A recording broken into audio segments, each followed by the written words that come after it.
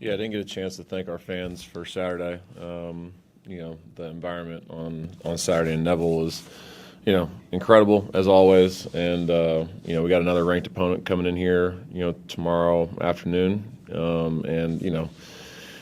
Man, would love to have another sellout because I know our guys appreciate the hell out of it, and so does our staff. So, really good Vanderbilt team coming in, another top 20 opponent, and you don't get a lot of those on your home floor. So, great opportunity. Their analytics are off the charts as far as their number in the net, but also just their efficiencies on offense and defense.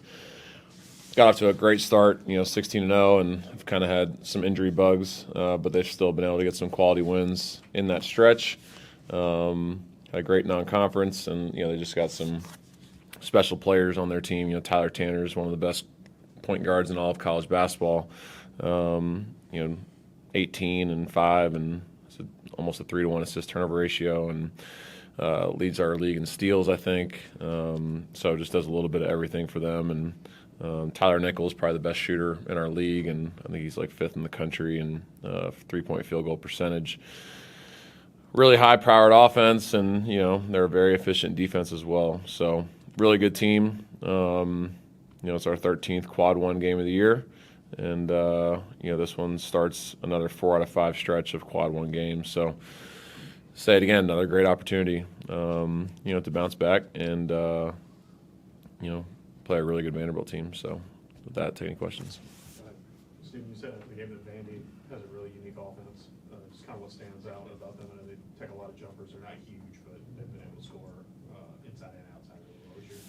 Yeah, they run Spain action like all over the floor. So Spain action is a ball screen into a back screen for the screener. And usually in Spain actions, you put a shooter as that screener, and it makes it really difficult on your defense to try and decide what you want to take away. So, they do it all over the floor, and they have different sets. And, when Tanner or Nickel get going, they run something unique for those guys to try and get them a look too. And, they just run a lot of really good stuff. So our guys got to be really connected and really got to lock into the scouting report to be able to, cover them.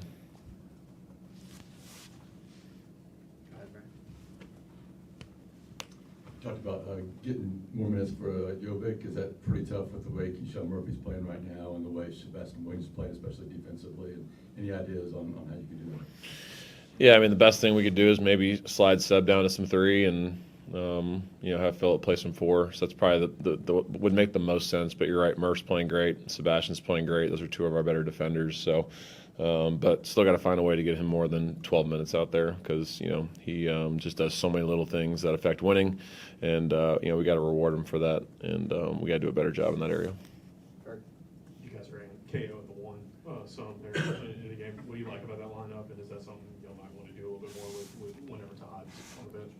Yeah, it was good. KO was excited about it, and I think it just gives us, a little more pop at the point when he's in there, and because he obviously can score the ball at a pretty high clip, and he's confident at that spot. So, and then you can still have Blake or Simon play the 2 because they have good positional size. So, KO at the 1 was good for us offensively, and it gives us potentially a lineup later in the game if we need to get some more size out there defensively. So it gives us some flexibility there. But Vanderbilt's a team that presses, so I'm sure they're going to try and press KO when he does play the 1. So got to be prepared for that.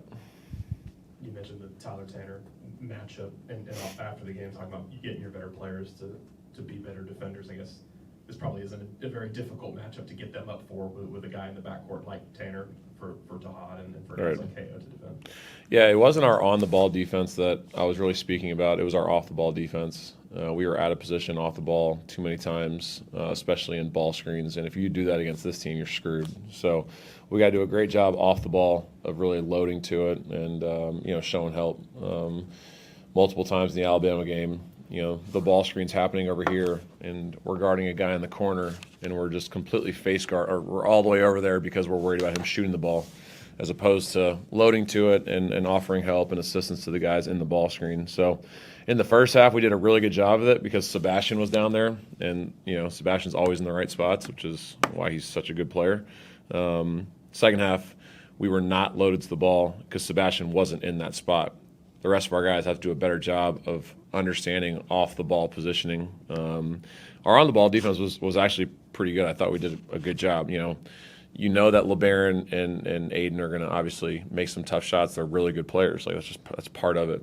But when your off-the-ball positioning was as bad as ours was in the second half, it allows guys like Bediako to have 12 points. It allows us to have to get in rotations and allow some of their other shooters to make shots. So it was more of our off-the-ball positioning. But you're right, Tanner's going to be a handful because he's one of the quickest, point guards driving downhill in the country. And, he gets down there in transition really quickly. And, you can guard his right hand as much as you want, but he'll still drive right around you. So our guys got to be in a stance and obviously be ready to sit down and, really guard the yard because he does such a great job of getting to his spots on the floor, driving left or right. You've been really complimentary of Sebastian today and after the game on Saturday defensively. How beneficial is that to be able to have a guy that young to rely on? What does that say about him, his development, and how he's performed for y'all so far this season? Yeah, it's huge. We met as a team yesterday. I was like, I need more guys to defend like him.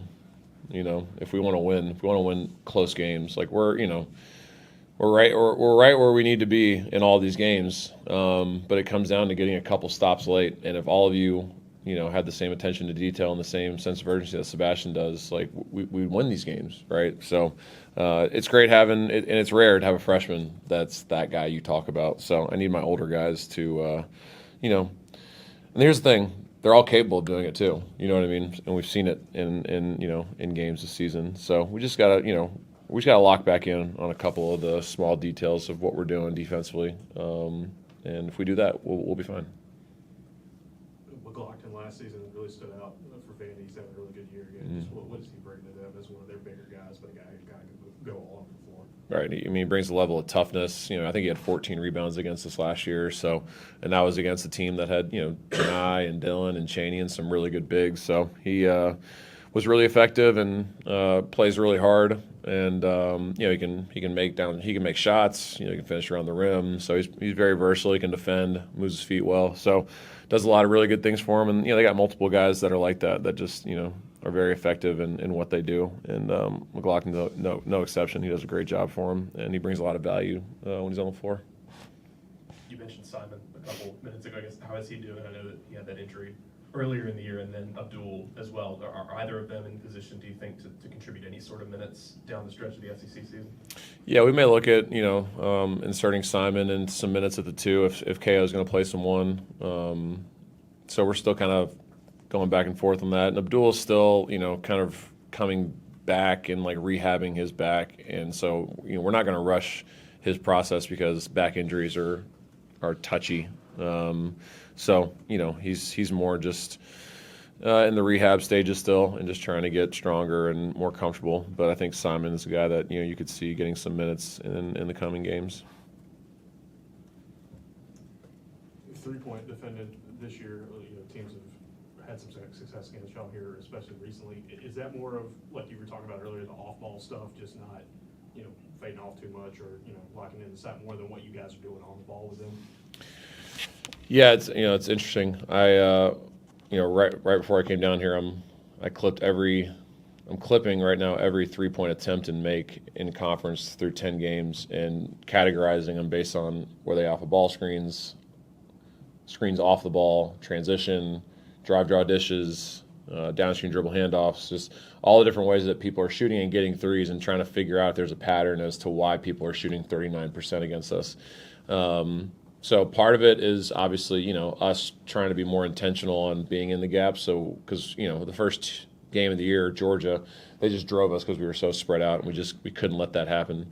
But, at some point we got to make an adjustment too, because teams are shooting a good percentage against us, and, can't keep chalking it up to teams are making tough shots. We got to make adjustments. So right now I'm currently trying to figure out where we can get better, whether it's our closeouts or whether we're over helping too much, kind because when you switch as much as we do, you shouldn't have to require a ton of help. So currently in the stages of trying to figure that out right now. So once I have a better answer, I'll let you know.